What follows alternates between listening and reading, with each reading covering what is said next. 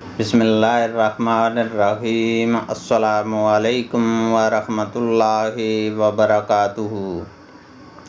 حدیث نبوی صلی اللہ علیہ وسلم ہے، رسول اللہ صلی اللہ علیہ وسلم نے مدینہ میں ہم بھی آپ صلی اللہ علیہ وسلم کے ساتھ تھے، ظہر کی نماز 4 رکعت پڑھی اور ذوالخلیفہ میں عصر کی نماز 2 رکعت۔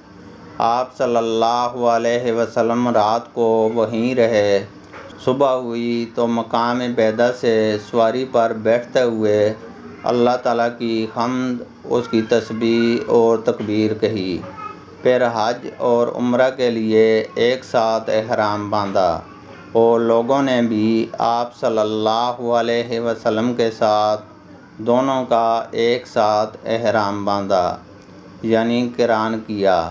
جب ہم مکہ آئے تو آپ صلی اللہ علیہ وسلم کے حکم سے جن لوگوں نے حج تمتع کا احرام باندھا تھا ان سب نے احرام کھول دیا۔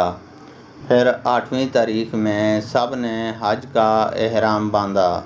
انہوں نے کہا کہ نبی کریم صلی اللہ علیہ وسلم نے اپنے ہاتھ سے کھڑے ہو کر بہت سے اونٹ نحر کیے۔ نبی کریم صلی اللہ علیہ وسلم نے عید الاضحیٰ کے دن مدینہ میں بھی 2 چتکبرے سینگوں والے مینڈے ذبح کیے تھے۔ امام بخاری رحمہ اللہ نے کہا کہ بعض لوگ اس حدیث کو یوں روایت کرتے ہیں، ایوب سے، انہوں نے ایک شخص سے، انہوں نے انس سے۔ اللہ تعالیٰ سے دعا ہے کہ وہ ہمیں قرآن اور حدیث کو سننے، سمجھنے اور اس پر عمل کرنے کی توفیق عطا فرمائے۔ آمین۔